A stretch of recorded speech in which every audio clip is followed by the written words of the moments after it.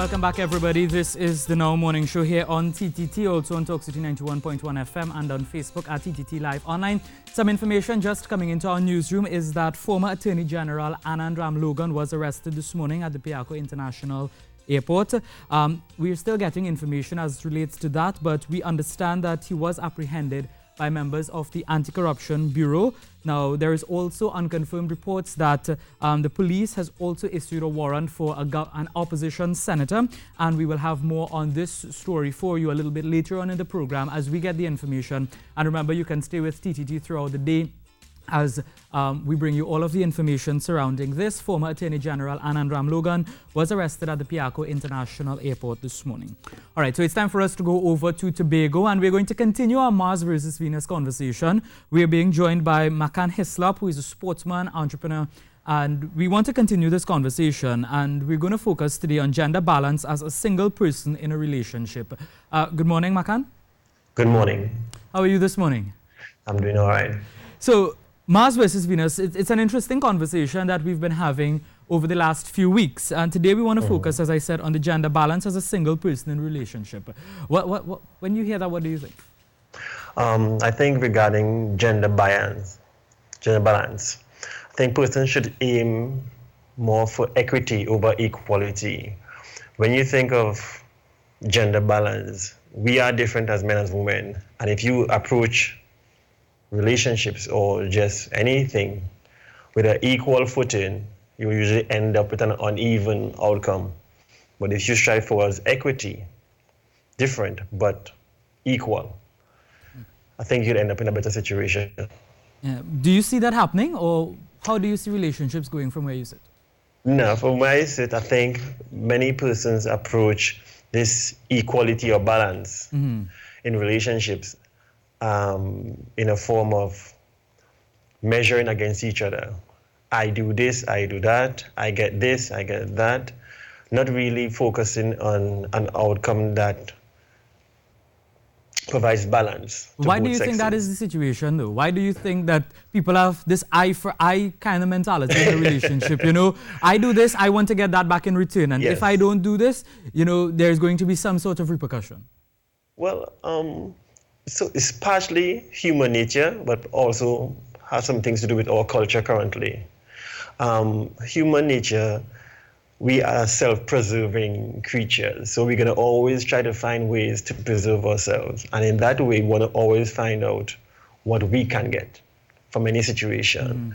But I don't think that we naturally think of the combined outcome when looking in a relationship.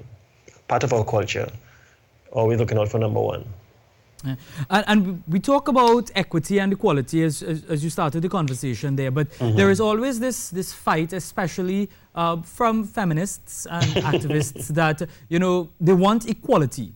Equality is what they want. We don't ever hear the word equity.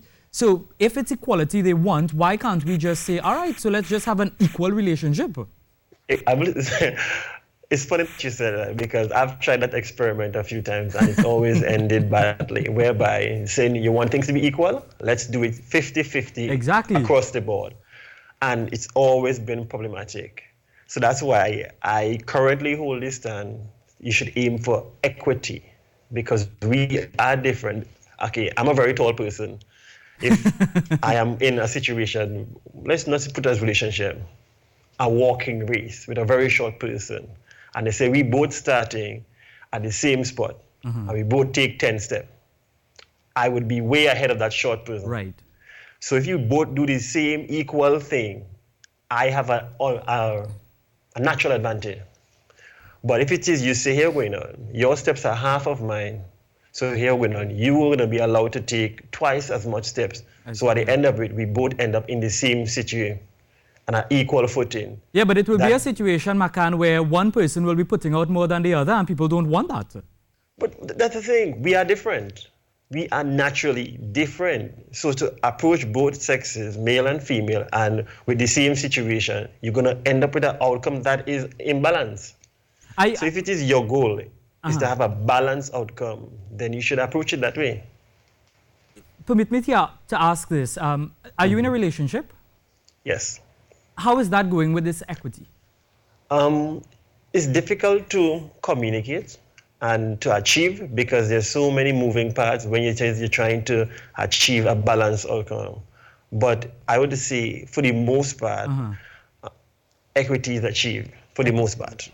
But do you feel as though you're giving... I don't want to put you in any trouble, but I just want to get a clear understanding because, I mean, Carrie is in a relationship as well, and let me get him on this conversation as well. Carrie, you're listening to Makan talk about equity versus equality in a relationship. From your relationship, I'm not asking your personal business, but you could probably be general with it. Do you think equity is more important than equality?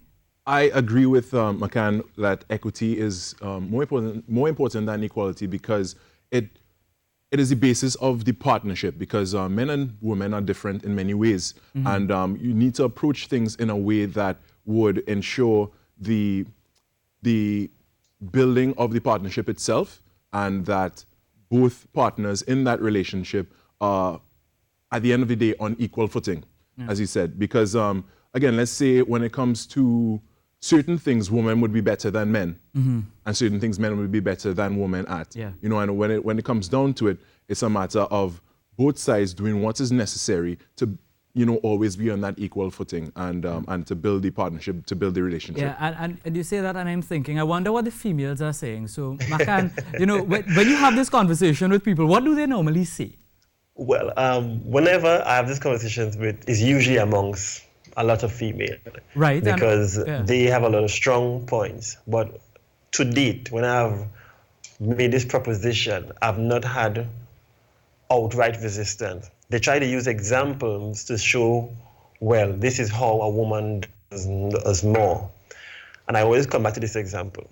If, let's say, a man and a woman is in a relationship, and stereotypically, the man would be the head of the household and he'd be in charge of the finances of so on. Hypothetically, let's see the woman in this situation, she's a chief financial officer or an accountant. It would make sense, fit for purpose, for that woman to be in charge of the finances because she would be a person who is familiar with numbers and dealing with that. So if you're in a relationship and you say, the outcome we are striving towards is to have good finances. You are obviously skilled, even though this is quintessentially or usually something the guy would handle. You are better outfitted to handle that. So in terms of who does what, think about the goal. And if you can communicate this with different things, because in my situation, I cook a lot because I like it and I've been trained in it. So we have that in common there, my friend. So when it is that it comes to cooking, I would not say, hey, we're going to use a woman, you need to cook. Exactly. That doesn't make sense. Yeah. But the thing is though, I don't cook all the time. So, but I know if it is that, let's say that I've been trained in the French culinary arts. Let me see. Makan, I'm sorry to have to end the conversation here, but hopefully we'll continue this Mars versus conversation, a Mars versus Venus conversation as the weeks progress, because it's an important conversation for us to have. But we have to take a break for the news, and you know we would continue with the show after that. So we'll be right back.